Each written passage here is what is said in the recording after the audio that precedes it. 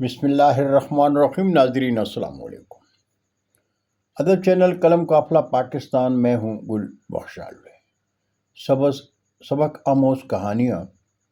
آج کی کہانی بعنوان استاد کو ذہین اور سمجھدار ہونا چاہیے۔ ناظرین، محمد ایوب قمبرانی کی سندھی تحریر کا اردو ترجمہ پیش خدمت ہے۔ کہتے ہیں کہ جب ہم 9ویں جماعت میں پڑھتے تھے، اس وقت اسکول یونیفارم میں اون کے رنگ کی شلوار قمیض اور سفید جوتے ہوا کرتے تھے۔ ہیڈ ماسٹر صاحب یونیفارم کے معاملے میں بہت سختی سے پیش آتے تھے، اس لیے تمام طلباء یونیفارم پہن کر آتے تھے، سوائے 2-1 کے جو غریب تھے۔ ایک دن صبح کے اسمبلی کے دوران میٹرک کے طالب علم بیکو مل بغیر یونیفارم کے اسمبلی کی قطار میں کھڑا تھا۔ جیسے ہی ہیڈ ماسٹر کی نظر اس پر پڑی، بہت ہی غصے میں بیکو مل کو کالر سے پکڑ کر اسمبلی سے باہر نکال دیا۔ ہیڈ ماسٹر کا غصہ دیکھتے ہوئے بیکو مل زور زور سے کہنے لگا، سائیں میری بات سنیں، میرا باپ غریب آدمی ہے، وہ مجھے کہاں سے یونیفارم اور جوتے لے کر دے؟ ٹھیک ہے، میں کل سے اسکول ہی نہیں آؤں گا۔ ہیڈ ماسٹر غلام حیدر کھوکھر نے اسے چھوڑ دیا اور اسٹیج پر چڑھ کر تمام طلباء سے مخاطب ہوتے ہوئے کہا کہ اسمبلی کے بعد بیکو مل ایک کلاس میں آئے گا۔ آج آپ کو جو جیب خرچی ملی ہے وہ آپ بیکو مل کو دے دیں تاکہ وہ یونیفارم خرید سکے۔ مجھے 8 آنے جیب خرچ ملتا تھا، سوچا آج کے دن سموسہ نہیں کھاؤں گا، وہ 8 آنے میں بیکو مل کو دے دوں گا۔ کلاس میں ابھی بیٹھے ہی تھے کہ استاد فقیر محمد حیات حسمانی کلاس میں تشریف لائے۔ تھوڑی دیر بعد بیکو مل بھی استاد سے اجازت لے کر ہماری کلاس میں داخل ہوا۔ اس کے ہاتھ میں 1 روپے کے چند نوٹ اور کچھ سکے تھے جو شاید اس نے اپنی کلاس سے جمع کیے تھے۔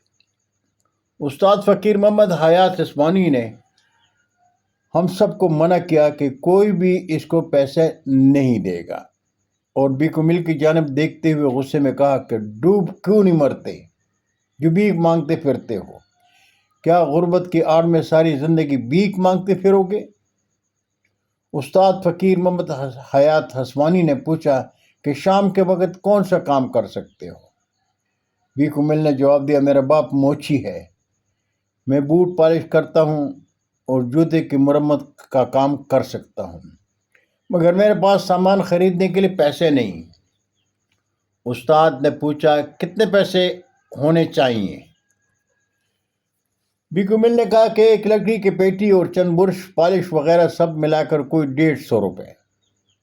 استاد نے اپنی جیب میں ہاتھ ڈالا اور 150 روپے گن کر دیتے ہوئے کہا کہ یہ ادھار ہے، تم ہر روز مجھے 1 روپے دیا کرو گے۔